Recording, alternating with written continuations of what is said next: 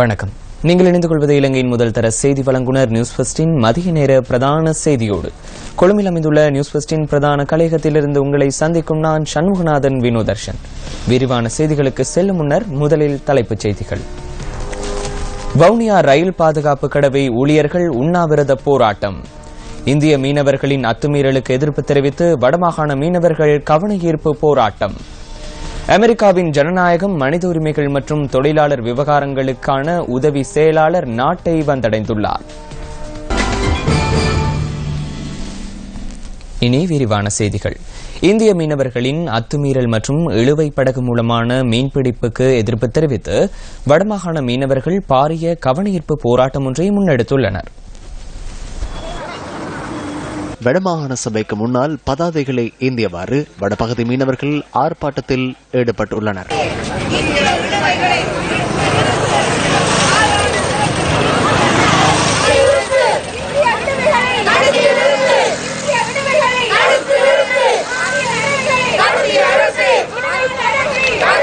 இந்திய மீனவர்களின் அத்துமீறல் காரணமாக தமது வாழ்வாதாரம் பாதிக்கப்பட்டுள்ளதாக ஆர்ப்பாட்டத்தில் ஈடுபட்டுள்ள மீனவர்கள் சுட்டிக்காட்டுகின்றனர்.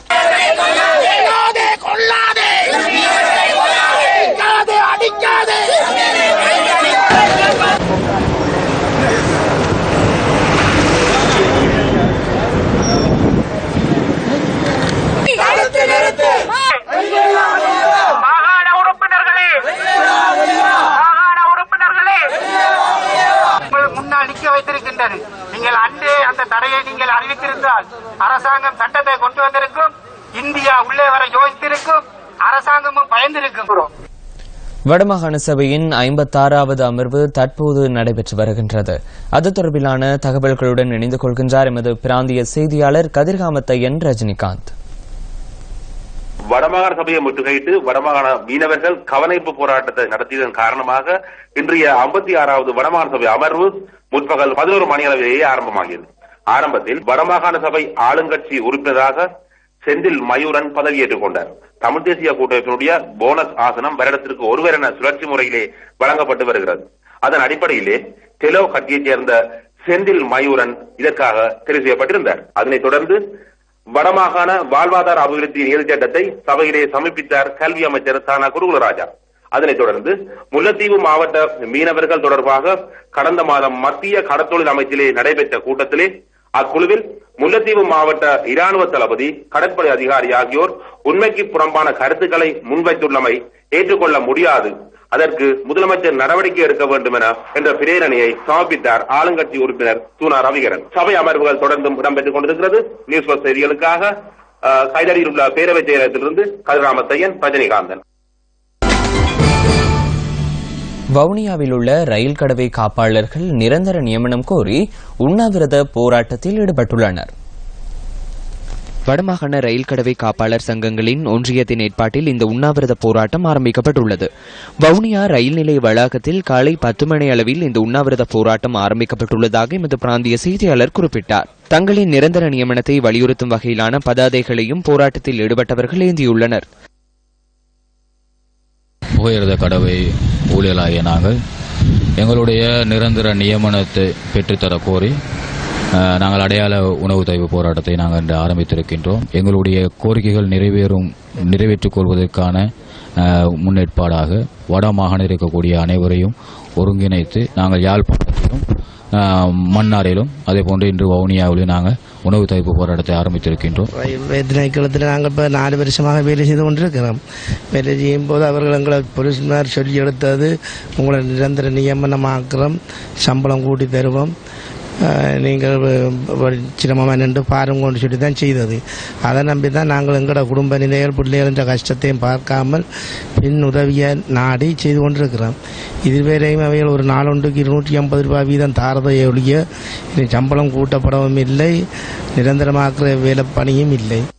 தங்களுக்கான நிரந்தர நியமனங்களை உடனடியாக வழங்க வேண்டும் என போராட்டத்தில் ஈடுபட்டவர்கள் வலியுறுத்துகின்றனர். அமெரிக்காவின் ஜனநாயகம், மனித உரிமைகள் மற்றும் தொழிலாளர் விவகாரங்களுக்கான உதவி செயலாளர் டாம் மாலினோவ்ஸ்கி நாட்டிற்கு வருகை தந்துள்ளார்.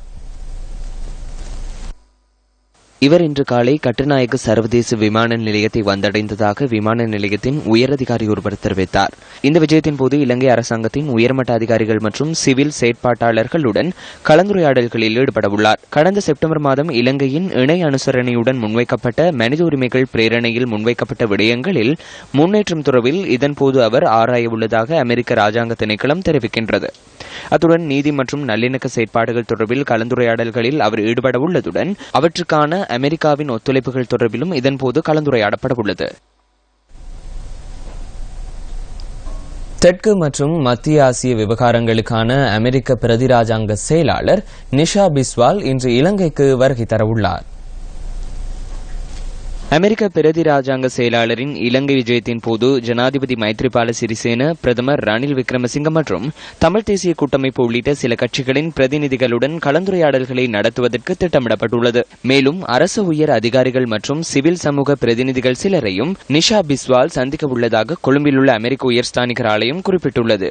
இந்த விஜயத்தின் போது இலங்கையின் மனித உரிமை விடயங்கள் தொடர்பிலும் ஆராயப்பட உள்ளதாகவும் தெரிவிக்கப்பட்டுள்ளது. மேலும் ஜெனீவா கூட்டத்தொடரின் போது இலங்கை அரசாங்கத்தால் உறுதியளிக்கப்பட்ட விடயங்கள் குறித்தும் ஆராயப்பட உள்ளமை குறிப்பிடத்தக்கது. வரலாற்று சிறப்புமிக்க கதிர்காம கந்தன் ஆலயத்தின் வருடாந்த ஆடிவேல் மகோற்சவத்தின் 8வது நாள் இன்றாகும். இம்முறை கதிர்காம ஆடிவேல் மகோற்சவத்திற்கான ஊடக அனுசரணையை நியூஸ் ஃபர்ஸ்டுடன் இணைந்து சிரச வழங்குகின்றது. முருகனின் அருட்கடாட்சம் வேண்டி வடக்கு, கிழக்கு, மலையகம் உள்ளிட்ட நாட்டின் பல்வேறு பகுதிகளில் இருந்தும் வெளிநாடுகளில் இருந்தும் பெருந்திரளான பக்தர்கள் கதிர்காம திருத்தலத்திற்கு வருகை தந்த வண்ணம் உள்ளனர். கதிர்காம திருத்தலத்திற்கு வருகின்ற பக்தர்களின் நலன் கருதி பல்வேறு வசதிகளும் ஏற்பாடு செய்யப்பட்டுள்ளன. கதிர்காம கந்தனின் ஆடிவேல் மகோற்சவம் எதிர்வரும் 21ஆம் திகதி மாணிக்க கங்கையில் நடைபெறவுள்ள தீர்த்தோற்சவத்துடன் இனிதே நிறைவு பெறவுள்ளது. கொழும்பு கண்டி பிரதான வீதியில் பஸ்யால ரத்தன்வட்டுன பிரதேசத்தில் இன்று காலை இடம்பெற்ற வாகன விபத்தில் 2 பேர் உயிரிழந்துள்ளனர். கொழும்பிலிருந்து கண்டி நோக்கி பயணித்த ஆடை தொழிற்சாலை ஊழியர்களை ஏற்றிச் சென்ற பஸ் வண்டியொன்றும் முச்சக்கர வண்டியொன்றும் நேருக்கு நேர் மோதியதிலேயே குறித்த விபத்து இடம்பெற்றுள்ளதாக போலீசார் தெரிவித்தனர். சம்பவத்தில் முச்சக்கர வண்டியில் பயணித்த 21 வயது மற்றும் 57 வயதுடைய இருவர் உயிரிழந்துள்ளதாக போலீசார் தெரிவித்தனர்.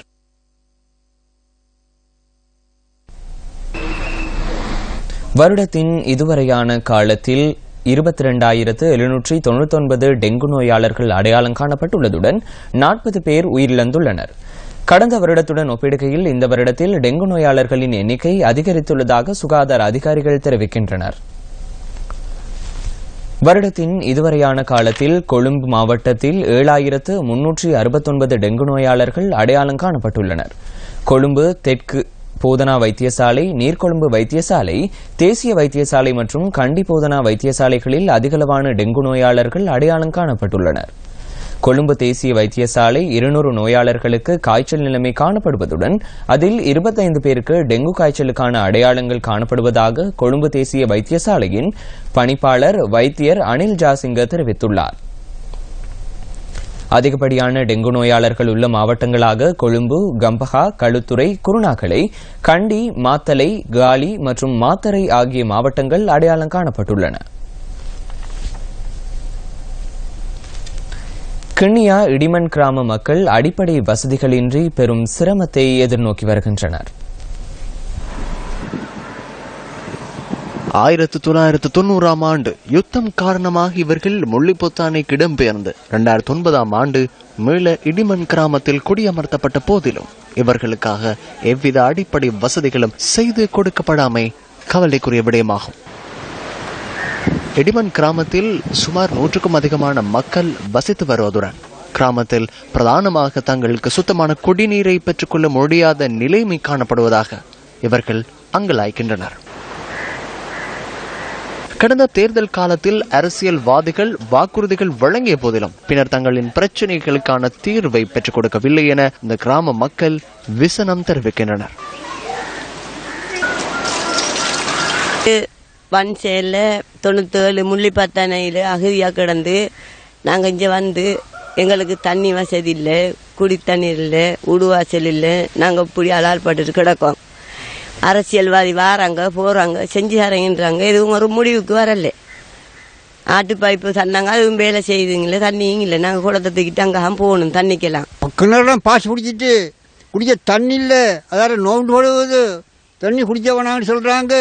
நாங்கள் நோய்களையும் கஷ்டப்படுறோம், பல வண்ணத்திலையும் எங்களுக்கு கஷ்டமாக இருந்துருக்கு. எங்களுக்கு சுத்தமாக தண்ணி வேணும், தண்ணியில் மிச்சம் கஷ்டப்படுறோம். தேர்தலுக்கு அந்தந்த தேர்தலுக்கு வராங்க, தேர்தல் முடிஞ்சோடனே அந்த பக்கம் நாடுறாங்கல்ல, ஊடு கட்டித்தரேன் கிணறு கட்டித்தரேன் பல இதுகளும் உங்களுக்கு செஞ்சு தரேன்றாங்க, எதுவுமே கிடையாது எங்களுக்கு. எனவே தங்களுக்கு பிரதானமாக சுத்தமான குடிநீரை பெற்று தருமாறு இந்த கிராம மக்கள் அதிகாரிகளிடம் கேட்டுக்கொள்கின்றனர்.